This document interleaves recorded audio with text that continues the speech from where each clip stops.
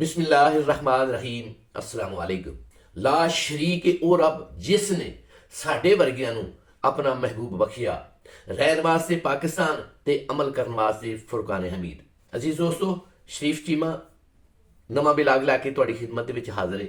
अज दे इस विलाग दे विच असीं जिक्र करांगे डाडियां दा जुल्म ते जज्जां दा खत दा पहला रिजल्ट। कल सुप्रीम जुडिशल कौंसल नूं इस्लामाबाद हाई कोर्ट दी 8 विचों 6 जज्जां ने खत लिखिया, जनाब असी मारे गए हाँ, असी लुटे गए हाँ, साडे नाल बहुत वड्डी ज्यादती हो रही है, असां जिहड़ा हलफ चाया होया है उस हलफ दे उत्ते असी काम नहीं कर रहे, सानू मजबूर किया जा रहा है कि अपने हलफ तो हट के तुसी फैसले दिओ।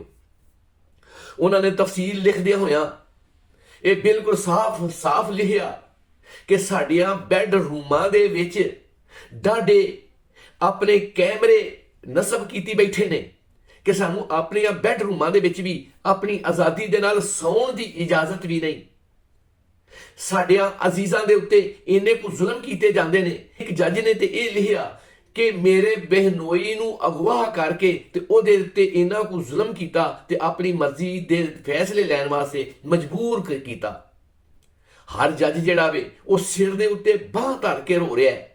कल दा यह खत बारिश दे पहले कतरे की तरह है। मैनू इंज लगता है कि इस खत तो बाद पाकिस्तान दियां तमाम हाई कोर्ट्स ते सुप्रीम कोर्ट्स दे विचों ये आवाज़ां उठनियां शुरू हो जाणगियां कि इस जुल्म नू बंद किया जाए, डाडियां दी इस सलूक तो सानू बचाया जाए, असी अपने उठाए हुए हलफ दे मुताबक असी अमल कर सकीए ते लोकां नू इंसाफ दे सकीए।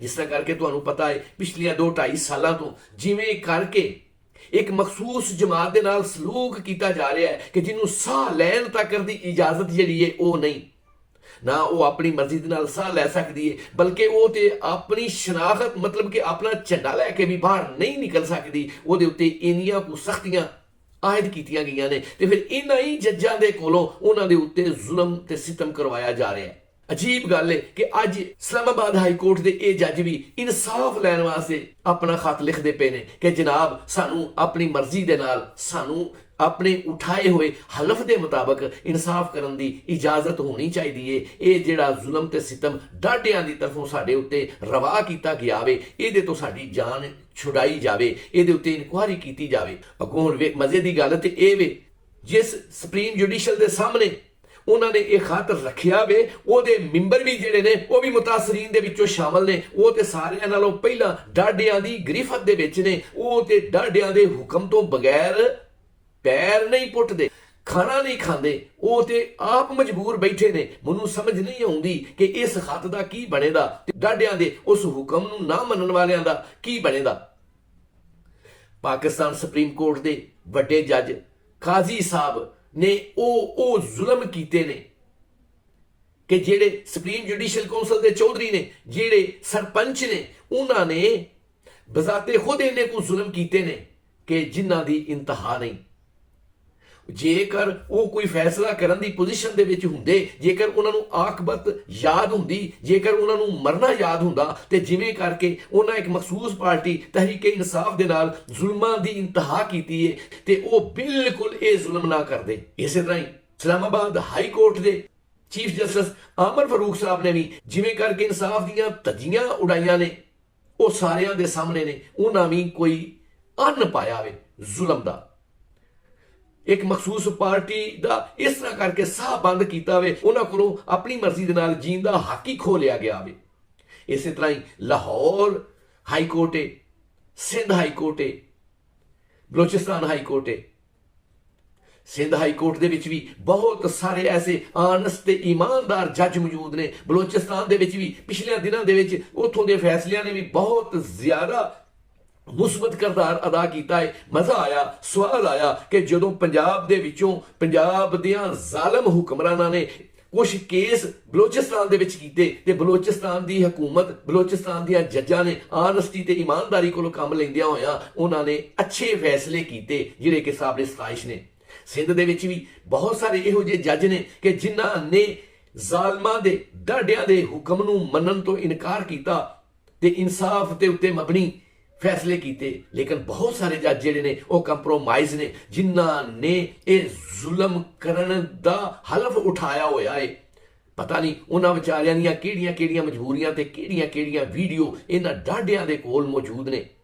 वेखने इस खत का रिजल्ट की निकलता है। यकीनन कोई अच्छा निकलेगा, क्योंकि जुल्म की रात जिड्डी मर्जी लम्मी होवे, आखिर सुबह नूर ने तलू होना ही हुंदा वे। ते ओ वेला दूर नहीं कि जदों इंशाअल्लाह ताला अमन ते शांति की सुबह नूर तलू होवेगी। अज दे इस विलाग के दूसरे हिस्से दे विच खत का पहला रिजल्ट, कल वो खत मंजरे आम ते आया ते अज उस खत तो बाद पहला रिजल्ट ये आया वे। जिन्ने भी केस इस्लामाबाद हाई कोर्ट दे विच लगे हुए सन PTI के हवाले दे नाल, उस मखसूस हवाले दे नाल, उन्हां सारे ही केसां दे विच पार्टी नूं रिलीफ लभ गया। देखो किड्डी मजे की गल है। पार्टी ने इस्लामाबाद दे विच जलसा करने वास्ते इजाजत मंगी सी। इंतजामिया ने बड़ी सख्ती दे नाल मना कीता सी कि इन्हां नूं इजाजत कोई नहीं, ये जलसा अपना नहीं कर सकते, क्योंकि ये जिहड़े ने ये दहशतगर्द लोग ने, ये लोग जिहड़े ने ये अमन पसंद लोग नहीं। लेकिन अज इस्लामाबाद हाई कोर्ट की तरफों इजाजत मिल गई है कि जाओ जाके ते अपना जलसा करो। 6 अप्रैल की रात ਨੂੰ ਉਹਨਾਂ ਨੂੰ 10 ਵਜੇ ਜਲਸਾ ਕਰਨ ਦੀ ਇਜਾਜ਼ਤ ਜਿਹੜੀ ਹੈ ਉਹ ਮਿਲ ਗਈ ਹੈ। ਤੇ ਦੂਸਰੀ ਦਰਖਾਸਤ ਇਸ ਤਰ੍ਹਾਂ ਕਰਕੇ ਸੀ, ਉਹ ਸਾਨੂੰ ਤੇ ਇੱਥੇ ਜੀਣ ਦਾ ਹੱਕ ਵੀ ਸਾਡੇ ਕੋਲੋਂ ਖੋਹ ਲਿਆ ਗਿਆ ਵੇ। ਸਾਨੂੰ ਤੇ ਆਪਣੀ ਸ਼ਰਾਖਤ ਪਾਰਟੀ ਦਾ ਝੰਡਾ ਲੈ ਕੇ ਬਾਹਰ ਨਿਕਲਣ ਦੀ ਇਜਾਜ਼ਤ ਨਹੀਂ, ਤੇ ਇਹਦੇ ਵਾਸਤੇ ਤੁਹਾਡਾ ਕੀ ਹੁਕਮ ਹੈ। ਤੇ ਜੱਜ ਨੇ ਉਹ ਵੀ ਆਖਿਆ, ਜਾਓ ਆਪਣੇ ਝੰਡੇ ਲੈ ਕੇ ਜਿਵੇਂ ਦਿਲ ਕਰਦਾ ਜੇ ਰੈਲੀਆਂ ਕੱਢੋ, ਜਿਵੇਂ ਦਿਲ ਕਰਦਾ ਜੇ ਤੁਸੀਂ ਇਹ ਕਰੋ। ਉਹਨਾਂ ਨੇ ਇੰਤਜ਼ਾਮੀਆ ਤੇ ਵਫਾਕੀ ਹਕੂਮਤ ਨੂੰ ਤਨਬੀਹ ਕੀਤੀ ਹੈ ਕਿ ਇਹਨਾਂ ਨੂੰ ਕੁਛ ਨਾ ਆਖਿਆ ਜਾਵੇ। किड्डी मजे की गल है कि कल वो खत मंजरे आम ते आया वे, ते अज इस तरह करके एक रवैया बदलिया जड़ा वे वो नजर आया वे। मैं उम्मीद करना वा इंशाअल्लाह ताला कि ये सारे फैसले पाकिस्तान दे विच इंसाफ ते मबनी होणगे। सारे जज तजदीदे अहद करदियां होया इंसाफ दे वास्ते अपना नवे सिरे तो हलफ उठांदियां होया अपने मुल्क नूं जुल्म बरबरीयत तो साफ करने वास्ते इंसाफ ते मबनी फैसले करनगे। ते वो वेला दूर नहीं, यकीनन मेरा मुल्क अमन ते शांति का गहवारा होवेगा। इत्थे प्यार मुहब्बत अखुवत जज्बा इसार कुर्बानी का बोल बाला होवेगा। इत्थे किसी नूं किसी कोलों कोई डर नहीं होवेगा। डाडे भी अपनी डोमेन दे विच रहिंदियां होया अपनी जिंदगी जिहड़ी उहनूं गुजारनगे। तुहाडा की ख्याल है कि अमन शांति इस मुल्क दे विच आ सकती है? जेकर मेरे नाल इतफाक करदे हो ते रिमार्क्स दे विच जरूर लिखो। जिन्हां लोगों ने हजे तक सबसक्राइब नहीं किया वो सबसक्राइब कर लें, ताकि मेरी आने वाली वीडियो जिहड़ी है सारिਆਂ नालों पहलां उन्हां तक पहुंच सके।